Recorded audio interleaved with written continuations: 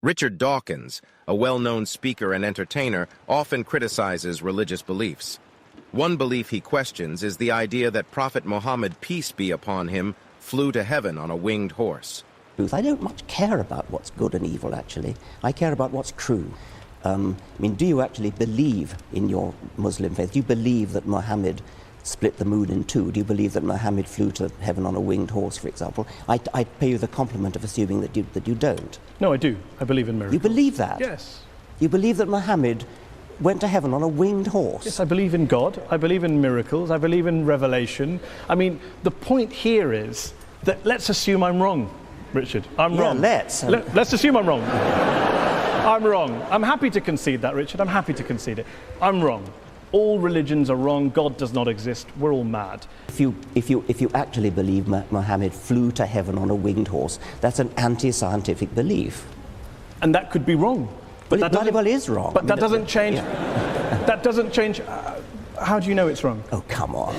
You're a man of the 21st century. No, I'm just asking. It comes back to my original question. The rational position is the agnostic. The rational position is the agnostic position. Why up there? The rational position. I didn't say up there. I didn't pick a place. Okay, why would a winged horse be the way to get to heaven if it's not up there? I asked a question about. You asked about proof. I'm all for saying I can't prove it, but can you prove he didn't do it? This is the end-all debate. Didn't fly to heaven on a winged horse? I'm just asking on your criteria. I'm just asking on your criteria. No, I can't prove it, and I can't prove it wasn't a golden unicorn. But I'm fascinated that you're rather talk about what animals the Prophet may or may not have used 1400 years ago, rather than talk about what Muslims or Islam is doing in the world today, good or bad. Well, that seems to be the distraction. If anyone's distracted, it seems to be you. Well, that's your view. I'm fascinated by how somebody, a respected, sophisticated journalist in the 21st century, can believe that a prophet flew to heaven on a winged horse. Let me ask you this. Are all people who hold beliefs in God and in miracles and the supernatural, do you regard them all as intellectually inferior to you? I regard those beliefs as intellectual nonsense. I don't regard the individuals as intellectually inferior to me, because many of them palpably are not. Dawkins argues that this belief contradicts science and doesn't make sense. However, let's examine his arguments more closely. Premise for atheists. The premise is, if God exists, we can debate whether he exists or not. But if he does, isn't it possible for this to happen? It is indeed possible.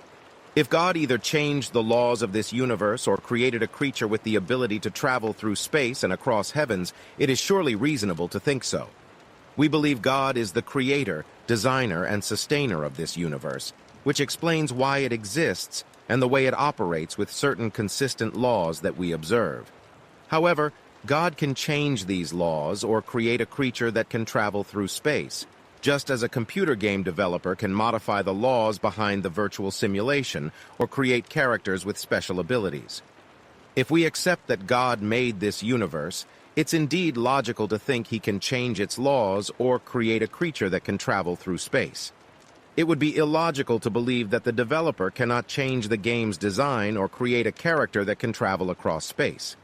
It's like someone believing that Rockstar cannot change the design of the game they have created, which is GTA 5.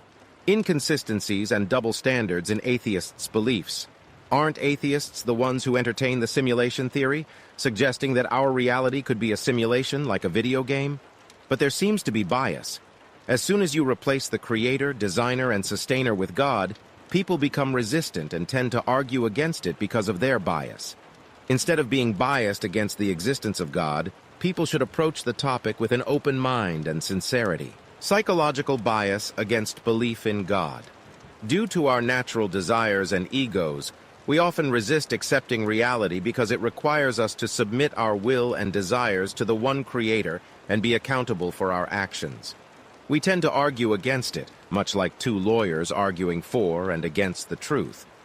Both sides may have elements of truth in their arguments, but if the judge is biased against a certain gender and tends to be more critical of the lawyer defending that gender, justice is compromised.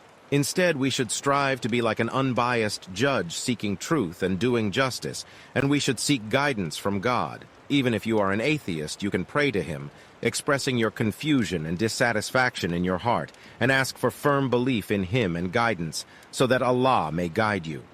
It's worth noting that Allah does not like arrogant people. Don't misinterpret Prophet Muhammad's words, peace be upon him. When mentioning the Arabic word burak, which is translated as lightning or emitted lightning, it doesn't refer to a donkey or mule, according to the hadith. It is described as a white animal, smaller than a mule but bigger than a donkey. Its stride was so wide that it could cover a great distance within its field of vision. Therefore, before discussing Prophet Muhammad's words, peace be upon him, let's conduct thorough research and understand the context.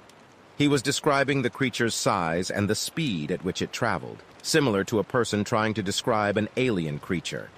Don't forget to subscribe and turn on notifications for the latest videos.